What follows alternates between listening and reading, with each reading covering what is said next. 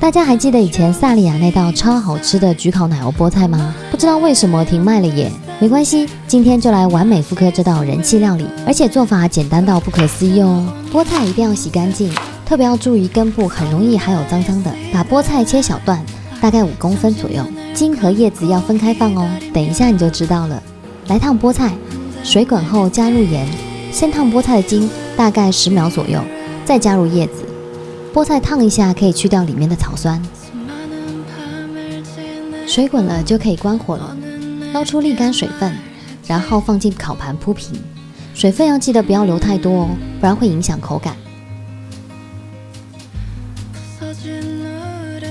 再来准备简单版的奶油白酱，在鲜奶油里面加入面粉，搅拌成糊状，不要有结块哦。拌好的奶酱抹在菠菜上面。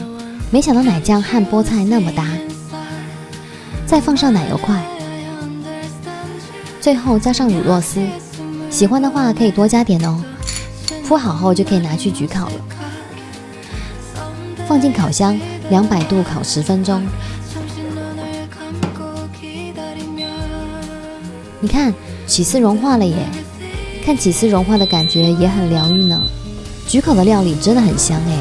闻到香味就知道一定很好吃，拿的时候要小心烫，要记得戴手套哦。这道复刻版是不是超简单的？快 take 你那个每次去萨莉亚都点这道的朋友，就是这个味道，而且自己做 cheese 也可以加超多的，真的好好吃哦。想要收看更多食物小知识，记得按赞、订阅和开启小铃铛哦。拜拜。